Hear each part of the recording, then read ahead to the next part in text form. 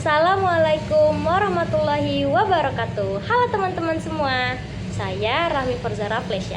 Di video kali ini saya akan menjelaskan kepada teman-teman semua mengenai Cortex, sistem administrasi perpajakan terbaru. Nah, teman-teman semua, udah tahu belum kalau sistem administrasi perpajakan di Indonesia sudah diperbarui loh? Sistem administrasi perpajakan tersebut dinamakan dengan Cortex Administration System atau CTAS. Pasti teman-teman semua bertanya-tanya kan, apa sih itu Cortex? Apa sih yang membedakan Cortex dengan sistem administrasi perpajakan yang lama? Apa saja sih kelebihan dan kekurangan dari Cortex Administration System ini? Apa saja sih contoh-contohnya? Nah, yuk, biar nggak penasaran, simak video ini sampai akhir ya. Nah, teman-teman semua, jadi apa sih itu Cortex Administration System atau CTAS? Jadi, Cortex Administration System adalah inovasi digital yang dikembangkan oleh Direktorat Jenderal Pajak, yang dimana Cortex ini menggunakan sistem informasi berbasis COTS atau Commercial Off the Shelf, yakni produk pelengkap lunak siap pakai yang tersedia di pasaran dan dapat dimodifikasi sesuai dengan kebutuhan penggunanya dan siap digunakan tanpa modifikasi ataupun penyesuaian yang signifikan disertai dengan pembenahan basis data perpajakan. Kemudian Cortex Administration System ini mempunyai manfaat dan tujuan. Adapun manfaat dari Cortex Administration System ini, yang pertama, untuk mewujudkan institusi perpajakan yang kuat, kredibel, dan akuntabel, yang mempunyai proses bisnis yang efektif dan efisien. Kemudian yang kedua, Cortex Administration System bertujuan untuk membangun sinergi yang optimal antar lembaga. Dan yang ketiga, Cortex Administration System dapat membantu meningkatkan kepatuhan perpajakan wajib pajak. Nah, selain tujuan dari Cortex Administration, terdapat juga manfaat dari Cortex Administration System tersebut. Adapun manfaatnya, yang pertama, menjadikan sistem administrasi lebih simpel karena menggunakan omnichannel dan borderless, yakni menciptakan pengalaman yang terpadu dan konsisten serta tidak ada batasan lokasi. Yang kedua, menjadikan sistem administrasi perpajakan lebih praktis karena penggunaan sistem Cortex Administration System ini bersifat universal, bisa digunakan oleh siapa saja. Yang ketiga, menjadikan sistem administrasi perpajakan lebih cepat karena sistem dan data Cortex Administration System sudah terintegrasi. Hal ini dapat membantu wajib pajak dalam melakukan administrasi perpajakan. Dan yang keempat, membuat sistem administrasi perpajakan menjadi lebih efektif karena akses sistem Cortex yang mudah. Nah, teman-teman semua, Cortex Administration System atau CTAS memiliki perbedaan yang signifikan dengan sistem administrasi perpajakan yang lama. Perbedaan tersebut dapat dilihat dari berbagai hal. Yang pertama, yakni teknologi.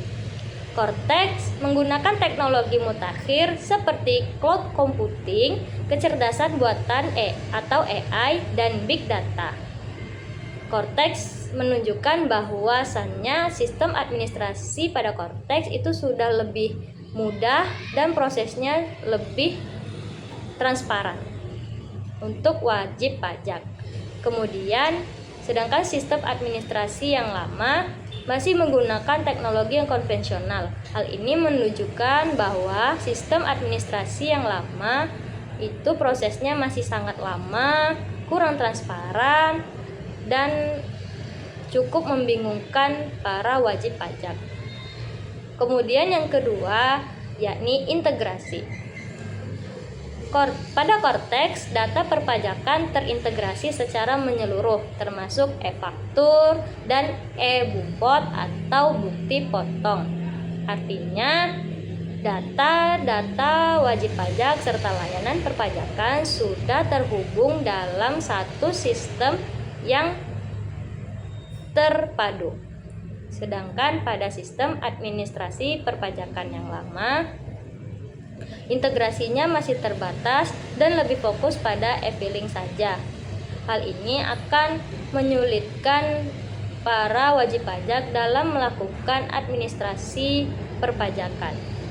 Kemudian yang ketiga, yakni akses. Pada Cortex, wajib pajak hanya perlu melakukan satu kali login atau cukup dengan satu akun untuk semua layanan pajak. Misalnya, apabila kita ingin membayar pajak ataupun melaporkan pajak secara bersamaan, hanya perlu melakukan satu kali login pada Cortex untuk bisa melakukan hal pelaporan dan pembayaran pajak tersebut. Sedangkan pada sistem administrasi yang lama, itu wajib pajak harus login berbeda untuk tiap layanan. Jadi, wajib pajak harus melakukan login berkali-kali untuk layanan administrasi perpajakan. Hal ini tentunya akan menyulitkan dan membingungkan wajib pajak dan proses administrasi perpajakan akan menjadi lambat. Selanjutnya yang keempat, yakni antarmuka. Antarmuka maksudnya tampilannya. Pada Cortex, tampilannya sudah lebih modern dan mudah dinavigasi. Sedangkan pada sistem administrasi yang lama, tampilannya masih menggunakan teknologi yang lama. Dan yang kelima, yakni otomatisasi. Pada Cortex, proses perhitungan dan pelaporan pajak itu sudah otomatis. Jadi, misalkan wajib pajak ingin melakukan perhitungan dan pelaporan pajaknya melalui Cortex. Hal tersebut akan secara otomatis sudah terisi sehingga wajib pajak tidak perlu melakukan perhitungan perpajakan secara mandiri lagi ataupun melaporkan pajak secara mandiri. Sudah otomatis dilakukan oleh Cortex. Sedangkan pada sistem administrasi perpajakan yang lama, otomatisasinya hanya ada di beberapa fitur sehingga wajib pajak harus melakukan beberapa proses administrasi secara mandiri. Misalnya perhitungan pajak. Dalam sistem administrasi yang lama, proses perhitungan pajak belum otomatis, maka wajib pajak harus menghitungnya secara mandiri. Selanjutnya yang keenam, yakni verifikasi akun. Pada Cortex, wajib pajak hanya perlu menggunakan email dan nomor telepon untuk verifikasi. Hal ini akan memudahkan wajib pajak dan membuat proses verifikasi menjadi lebih singkat. Sedangkan pada sistem administrasi perpajakan yang lama, itu masih harus menggunakan e-fin atau nomor identitas elektronik yang seringkali sulit diakses. Hal ini akan membuat proses verifikasi menjadi lambat dan kebingungan serta akan menyulitkan wajib pajak karena banyaknya wajib pajak yang masih belum mengetahui tata cara dalam administrasi perpajakan. Nah, selanjutnya yakni yang ketujuh, keamanan. Pada Cortex, keamanan sudah menggunakan sistem enkripsi menyeluruh dan prinsip privasi yang tinggi. Hal ini menunjukkan bahwa data-data wajib pajak pada Cortex itu dijaga atau keamanannya sudah terjamin karena sudah menggunakan prinsip privasi yang tinggi, sehingga wajib pajak akan merasa lebih aman dengan keamanan data-datanya dan terhindar dari risiko kebocoran ataupun penyalahgunaan data. Sedangkan sistem administrasi perpajakan yang lama hanya mengandalkan kode verifikasi dan e-fin. Hal ini akan menyebabkan risiko kebobolan atau kebocoran data serta penyalahgunaan data wajib pajak. Selanjutnya yakni yang kedelapan, yakni cakupan layanan. Pada Korteks, semua proses administrasi perpajakan sudah tergabung dalam satu sistem. Seperti yang sudah saya jelaskan tadi, bahwasannya data-data dan layanan pada Korteks itu sudah terhubung dalam satu sistem yang terpadu. Sedangkan pada sistem administrasi yang lama, itu layanan masih tersebar dalam sistem terpisah tergantung dengan fungsinya. Hal ini akan menyulitkan wajib pajak dalam melakukan administrasi perpajakan karena layanan pada sistem administrasi perpajakan yang lama itu masih tersebar secara terpisah. Nah, selanjutnya yang kesembilan yakni analisis data. Korteks dapat menganalisis big data untuk memantau kepatuhan pajak. Nah, hal ini akan memudahkan atau membantu para petugas pajak dalam memantau kewajiban perpajakan atau kepatuhan perpajakan wajib pajak. Sedangkan sistem administrasi yang lama, analisis datanya sangat terbatas. Hal ini akan membuat kesulitan petugas pajak dalam memantau kepatuhan perpajakan para wajib pajak. Yang ke-10 yakni identitas. Pada Korteks bisa disesuaikan identitas dengan karakteristik unik perpajakan masing-masing wajib pajak.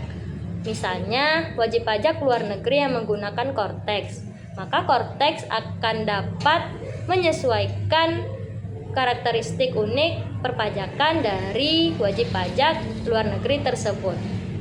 Hal ini tentunya sangat memudahkan wajib pajak dalam melakukan administrasi perpajakan. Sedangkan pada sistem administrasi perpajakan yang lama, fitur kustomisasinya masih terbatas, sehingga wajib pajak masih kesulitan dalam melakukan administrasi perpajakan. Dan yang ke-11 yakni kustom. Korteks menggunakan sertifikasi digital. Artinya dalam sistem administrasi di Korteks itu sudah menggunakan sertifikasi digital, tidak menggunakan sertifikasi cetak seperti surat lagi. Misalnya jika melakukan pembayaran pajak, maka akan diberikan sertifikasi digital pada Korteks untuk wajib pajak. Sedangkan pada sistem administrasi yang lama masih menggunakan e-fin untuk wajib pajak pribadi dan sertifikat elektronik untuk pengusaha kena pajak. Hal ini dapat membingungkan wajib pajak dalam melakukan administrasi perpajakan karena sertifikasinya yang berbeda-beda. Nah, teman-teman semua, karena Korteks ini masih tergolong sistem administrasi perpajakan terbaru, Korteks mempunyai kelebihan dan kekurangan juga. Adapun kekurangan dari Korteks yang pertama, masa transisinya yang memerlukan adaptasi. Karena Korteks masih tergolong sistem administrasi perpajakan terbaru, maka masa transisinya masih memerlukan adaptasi untuk menyesuaikan dengan proses administrasi perpajakan di Indonesia, sehingga wajib pajak serta petugas pajak dapat menggunakannya dengan baik. Yang kedua yakni adanya potensi gangguan sistem di awal. Karena Korteks Administration System masih baru, maka sistemnya terkadang akan mengalami gangguan. Hal ini dapat diatasi dengan memperbarui terus-menerus sistem pada Korteks Administration System. Yang ketiga, yakni implementasi biaya pengembangan yang tinggi. Karena Korteks sudah memakai teknologi yang sudah canggih seperti AI dan menggunakan big data, maka biaya pengembangannya tentu membutuhkan biaya yang cukup tinggi. Kemudian yang keempat, adanya kebutuhan pelatihan bagi petugas pajak dan wajib pajak. Hal ini disebabkan karena wajib pajak dan petugas pajak belum terlalu mahir dalam menggunakan Korteks untuk administrasi perpajakan. Maka dari itu dibutuhkannya pelatihan bagi petugas pajak dan wajib pajak agar petugas pajak dan wajib pajak dapat menggunakan Cortex sebagai sistem administrasi perpajakan dengan baik. Nah, apabila ada kekurangan, pastinya ada kelebihan.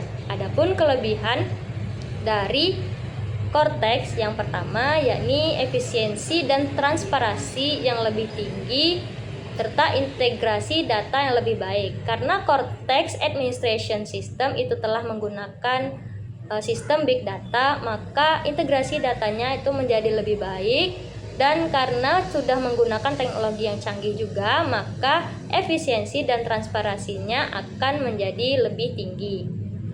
Kemudian yang kedua yakni analisis big data untuk pengambilan keputusan. Cortex sudah menggunakan big analisis data untuk pengambilan keputusan dalam administrasi perpajakan. Yang ketiga yakni peningkatan akurasi data perpajakan. Kemudian yang keempat, potensi penurunan tax gap, yakni selisih antara jumlah pajak yang seharusnya dibayarkan oleh wajib pajak menurut undang-undang dengan jumlah pajak yang benar-benar dibayarkan, serta meningkatkan tax ratio, yakni perbandingan antara total penerimaan pajak dengan produk domestik bruto di masa yang sama. Nah, selanjutnya teman-teman semua yakni contoh dari Cortex Administration System. Adapun contoh dari Cortex Administration System yakni yang pertama, integrasi data wajib pajak antara sistem Direktorat Jenderal Pajak dengan Dinas Kependudukan berupa nomor induk kependudukan sebagai nomor pokok wajib pajak atau NPWP. Hal ini menunjukkan bahwa sistem Cortex Administration System mendukung integrasi lintas lembaga, yaitu antara Direktorat Jenderal Pajak dengan Dinas Kependudukan dan Pencatatan Sipil atau Dukcapil. Nomor induk kependudukan ini sendiri digunakan sebagai pengganti atau penyatu dengan nomor pokok wajib pajak, sehingga data kependudukan dan perpajakan ini saling terhubung. Tujuannya adalah untuk mempermudah identifikasi wajib pajak, meningkatkan kepatuhan, dan meminimalkan manipulasi data.